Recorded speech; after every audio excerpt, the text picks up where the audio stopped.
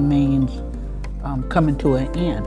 Vocabulary refers to knowing the meaning of words and is critical to successful reading comprehension. Building vocabulary involves teaching your learner how to figure out the meaning of words while reading. It also requires selecting and studying the meanings of individual words and parts of words.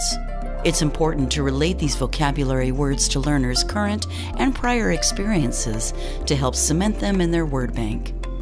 Here is the word karmic. For direct instruction of general vocabulary, you might decide to teach several new words each week.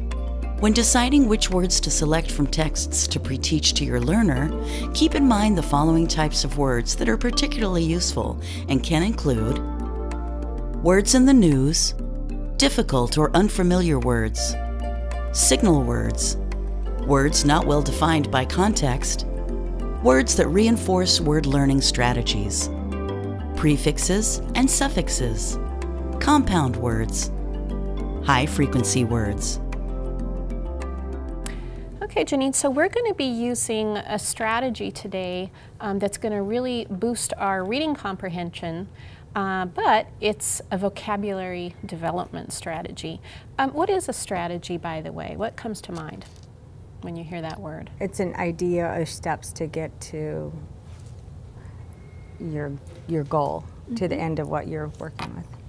Yeah, it steps, really. idea. Yeah, you said very key words there. You know, it's steps that you take in order to get to the goal, and in this case of increasing your vocabulary so you can boost your comprehension. So the strategy is, it's called pre-teaching words. And it's a way of learning words or knowing the meaning of words inside of a text before you actually sit down and read the text. Okay. Okay? So to write out, we'll call this pre-teaching words. Okay? So the first step to this strategy is scanning a text. And do you know what scanning means? Looking over the words. I don't really necessarily have to do anything, but if something jumps out at me or I don't understand something, that is what I'm looking to do. Pull that out. Exactly, that's scanning a text. So something helpful for me is thinking at the grocery store, scanning the groceries. Okay, in this case we're moving our eyeballs over the text and we're looking for specific words that we might not know the meaning of. Okay, great. So you scan the text. That's the first step. The next step is you actually pull out words that look unfamiliar or difficult, words that you don't know the meaning of.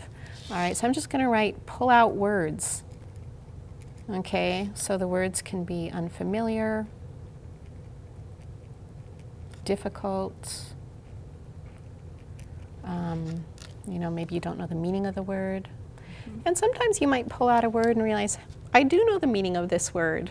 Or maybe it's hard to decode or break down, but then when you hear it, you actually do know the meaning. So we're looking for words that it's the meaning that we want to learn, okay? So the second step is to pull out these words.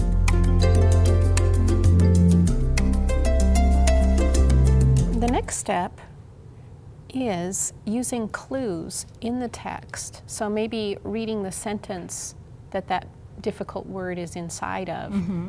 And then maybe you can guess the meaning of the word. You can use context clues. And in that case, you know, you're kind of like Sherlock Holmes putting together clues and realizing, oh, I can figure out the meaning of this without having to look it up or anything, okay? So how about if we say using context to figure out that unknown word? And I'll just say figure it out. So I'm going to ask you this, Janine.